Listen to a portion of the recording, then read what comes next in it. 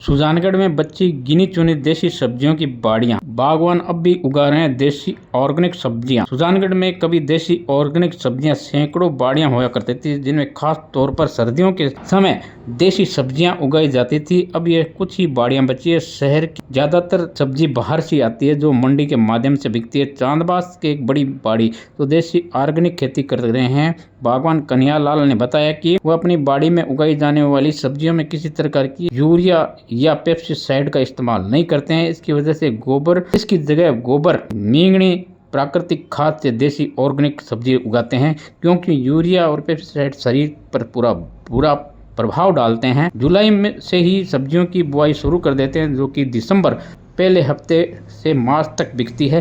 बागवान ने बताया कि विशुद्ध ऑर्गेनिक होने के कारण यहाँ की फूल गोभी, पत्ता गोभी, गांठ गोभी, मूली, गाजर, धनिया, पालक, मेथी आदि दूर दूर तक महक आती है। कन्हैयालाल ने बताया कि कल शहरों में कई लोग सब्जियां उगाते हैं, गंदे पानी का इस्तेमाल करते हैं, जिससे सब्जियां जल्दी पकती है। इस दौरान मीडिया को जानकारी देते गोभी हुए बोते कन्हैयालाल हैं, ने बताया, गाजर बोते हैं, पत्ता गोभी बोते हैं, मूली बोते हैं, धनिया बोते हैं। और मेथी जो एमडी वाला मसाला बनाता है वो मेथी है, नागुर मेथी आती है, वो मेथी बोते हैं। सारी चीज़ यहाँ बाड़ी में मिल जाती है हमारी। कोई चांदबास में बाड़ी 4 नंबर फाटक पे है और शुद्ध चीज़ मिलती है। यहाँ कोई दवाई का कोई काम नहीं है, न कोई स्प्रे का काम नहीं है।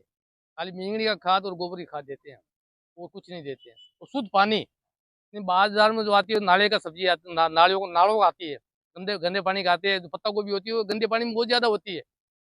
पत्ता गोभी जो होती है गंदे पानी में होती है, गोभी गंदे पानी में होती है, लेकिन हमारे गंदे पानी में कोई काम नहीं है।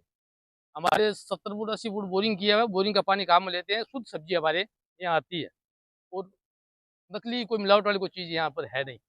आप खाएंगे तो आपको पता लगेगा। गाजर बहुत बढ़िया बढ़िया गाजर, ये काली गाजर है और ये गांठ गोभी आपको दिख ही रही है। मूली आपके सामने है ही, वो भी आपके सामने है ही। जितना भी मिलेगा तो बहुत अच्छी मिलेगा। हर चीज़ यहाँ पर मिल जाएगी खाने के लिए, सब्जियों के लिए। कोई बाड़ी नहीं करता है, बाड़ी वाला आदमी है, बाड़ियाँ है ही नहीं। हम 2 भाई करते हैं, एक तुम्हारे काका का लड़का वो सामने वाली बाड़ी में, एक मैं हूँ।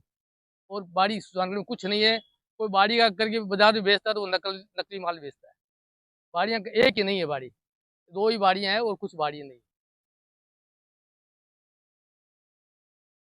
यूँ तो सब्जी मंडी में जाएँ तो काफ़ी सब्जियाँ मिल जाती है और देखने को मिलती है ऐसी सब्जियाँ जो कि प्राकृतिक खाद से तैयार नहीं होती है, हार्मफुल होती है। आम व्यक्ति उसको खाता है तो कहीं न कहीं रोग का शिकार भी होता है। लेकिन मैं एक ऐसी जगह आया हूँ सुजानगढ़ और कई जगह मिल जाएँगी, उनको बोलते हैं बाड़ी और वो ये बागवान की होती है और यहाँ पे शुद्ध सब्जियाँ उगाई जाती है, ऑर्गेनिक खेती होती है। ऑर्गेनिक खेती के माध्यम से बताया जाता है कि यहाँ की जो फसल तैयार होती है, वो एकदम शुद्ध होती है। और मैं आपको बताना चाह रहा हूँ, ख़ास तौर पर सर्दियों में जो खाई जाती है हरी सब्जी के बारे में तो हम चर्चा करें तो गोभी है, पत्ता गोभी है, फूल गोभी है और गाँठ गोभी है। और एक बात करें तो गाजर, जो कि काली गाजर है, जो कि यहाँ की राजस्थान की प्रसिद्ध गाजर होती है, वो भी यहाँ पे बाड़ियों में ही मिलती है। और मैं आपको बताना चाह रहा हूँ कि ये जो फसल है उनमें पालक है और मूली है। खास तौर पर हरी सब्जी में सर्दियों में खाने के लिए आम व्यक्ति के लिए पसंद होता है, घर का जायका होता है।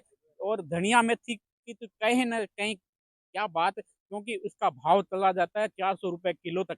मैं बात करूँ यहाँ की तो हरी सब्जी के बारे में, तो ये आपको एक दृश्य दिखा रहा हूँ, सुजानगढ़ की बाड़ी का दृश्य है। यहाँ पे काफ़ी क्षेत्र में ये सब्जी उगाई हुई है, हरी सब्जी है। इस संबंध में बातचीत करना चाहूँगा। यहाँ के क्या नाम है आपका? कन्हैयालाल। कन्हैयालाल जी, कितने समय से आप सब्जी हम 20 वर्षों से कर रहे हैं। क्या-क्या बनाते हम गोभी बाते हैं, मूली बाते हैं, गाजर, काली गाजर बाते हैं, जिसमें आयरन की मात्रा सबसे ज़्यादा होती है, तो उसमें खून ब्लड भी साफ होता है। तो सबसे महंगी मार्केट में 35-40 रुपए किलो के भाव से होलसेल हम बिक्री करते हैं। और कम से कम 4-5 बीघा में बाड़ी वाई हुई है। और हरी सब्जी है जो कि सेहत के लिए बिना दवाई की चीज़ है। मार्केट में जो चीज़ आती है पूरा पूरा ज़हर है, सब दवाई से उत्पन्न होती है आजकल।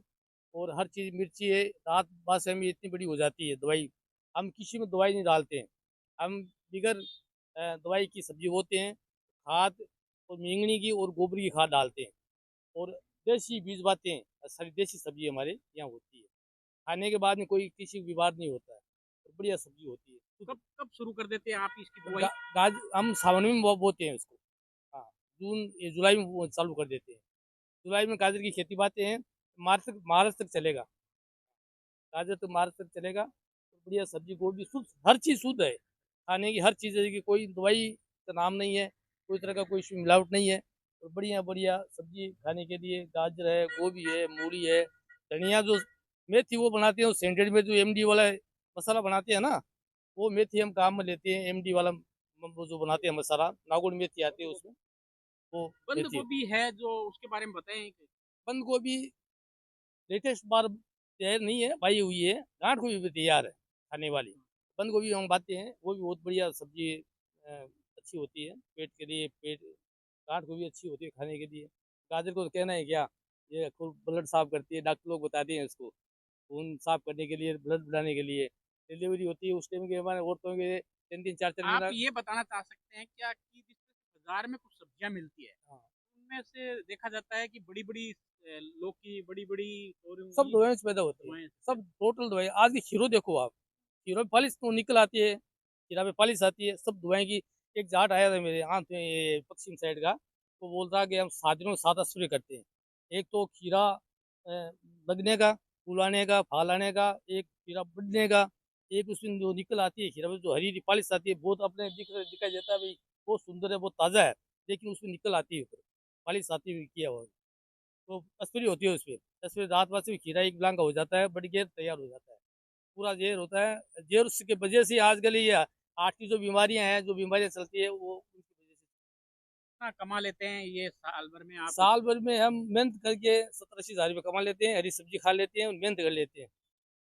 ये थे प्रगतिशील है ये यहाँ पे बागवान है जिन्होंने, कन्हैयालाल माली है, सुजानगढ़ के हैं, और ये बताना चाह रहे हैं ये ऑर्गेनिक जो शुद्ध खेती, जो शुद्ध सब्जी के बारे में। और यहाँ पे ये बाड़ी में आपको मिलेगा। 4 नंबर फाटक है।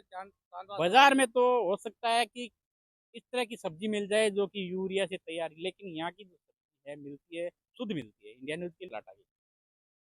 सुजानगढ़ कृषि उपज मंडी में मूंगफली मूंग की खरीद जोरों पर है। क्रय विक्रय सहकारी समिति के माध्यम से सुजानगढ़ विधा क्षेत्र के ग्रामीण किसानों का अभी तक सुजानगढ़ कृषि उपज मंडी में मूंग और मूंगफली की खरीद 50 टन मूंग और 15 टन मूंगफली की तुलाई हो चुकी है। टोकन सिस्टम से लग रहा है नंबर।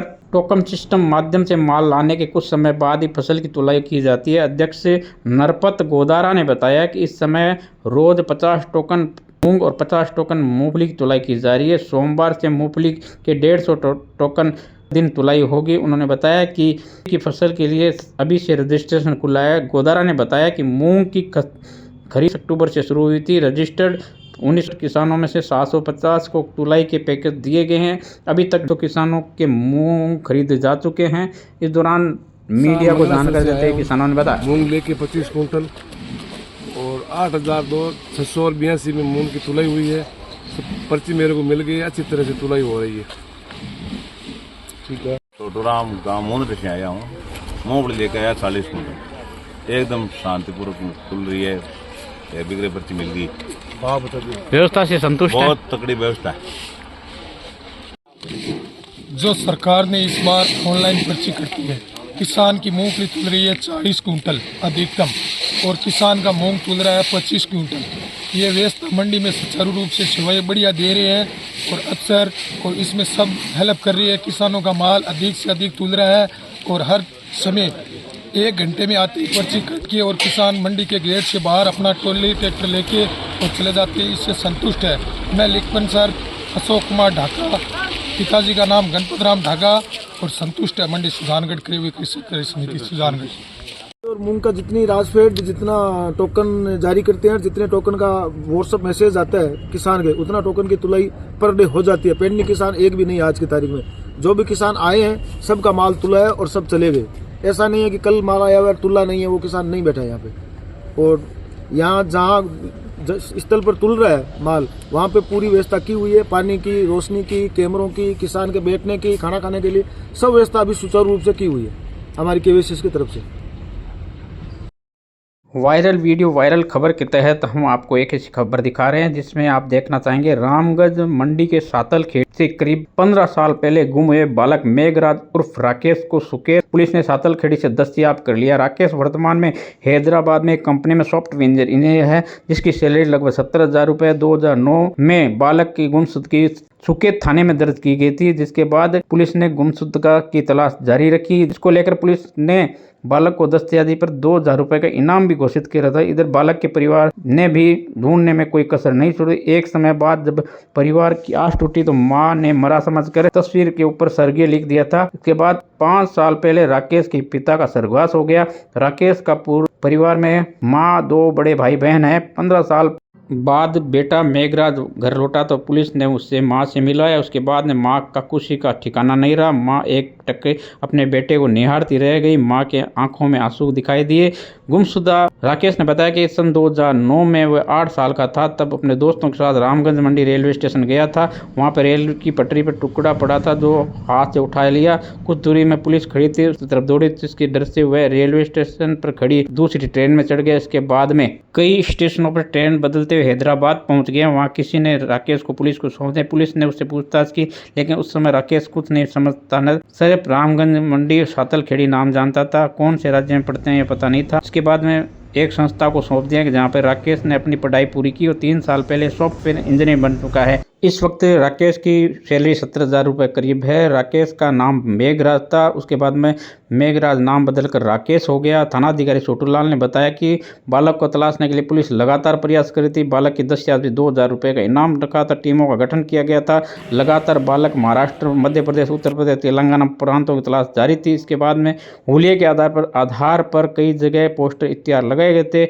आखिर मुखबिर मेघराज बेरवा उर्फ राकेश को हैदराबाद में होने की जानकारी। इसके बाद हैदराबाद में संपर्क कर राकेश को सातल खेड़ी बुलाकर दस्तयाब किया करके मां बाप को सौंपा गया।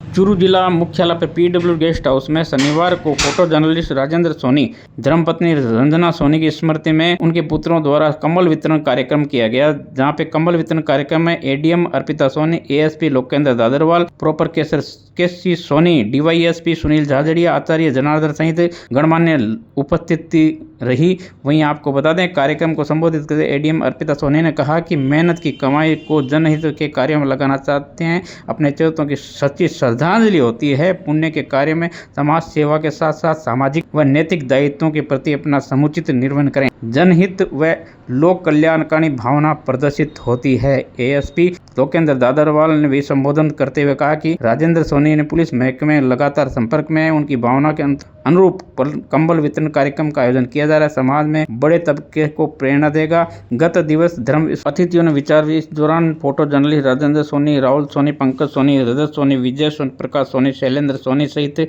परिवार ने अतिथियों का स्वागत किया।